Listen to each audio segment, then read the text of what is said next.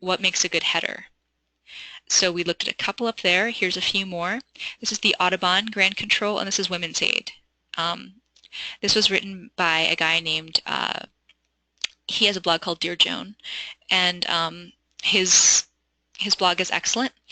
He writes appeal letters to people all over the world, and he said, your urgent Christmas gift of this amount will help a woman find the courage she needs to escape a life of cruelty and abuse.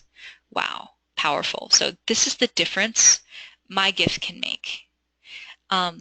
For birds, and animals, it's a little bit trickier than doing it for people because people aren't necessarily going to be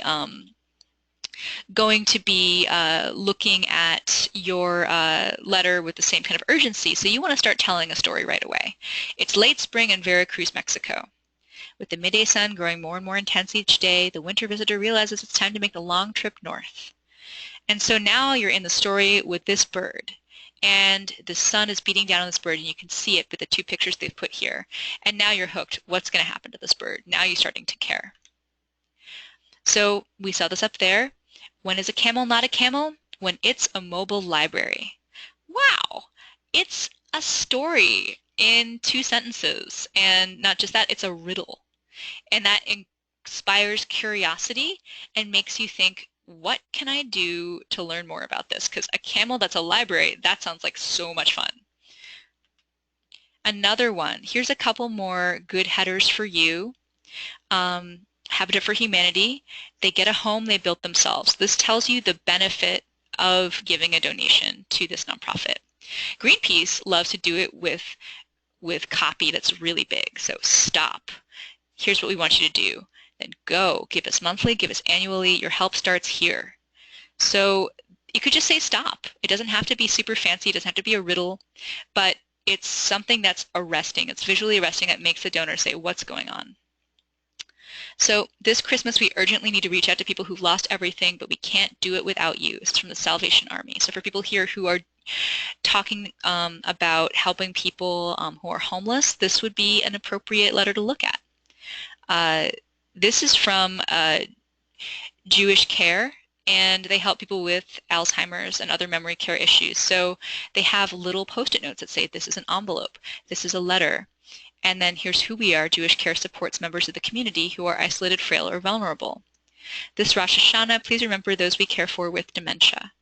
So that's their header, but this is also a header here. They're trying to show here's what happens when you lose your memory, literally, in the letter itself. So for those of you who are helping older adults, this is a huge part of what you can do. So think about that when you're starting to write your header for your letter. So that's a place to start. So must know and must do for your header. They give urgency to your letter. They should be clear and relate to your picture. They should introduce your story or an interesting fact and communicate the drama of your cause. And if you don't believe me that a header works, try a split test where half of your list gets a header and half of them don't. Try not to make it longer than 3 lines and use a trusted font like pointer text. So what helps create urgency?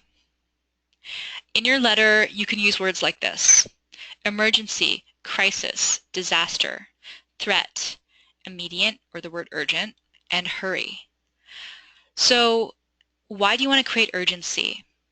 Because if your donor thinks that they could just give to you or not, they're probably not going to give.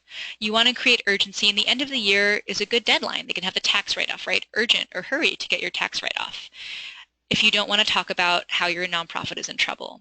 But it's okay to talk about how your nonprofit is in trouble. You don't have to talk about that all the time, but it's something to think about over time when you lose that big federal grant, or you are facing a budget shortfall, or there's just greater demand for your services than ever before. Maybe you're giving out funds or you're doing public policy because the state of the world has changed, and you're realizing that more and more that there's issues that you can start talking about with your donors that address their concerns about the values in the world that are shifting or changing.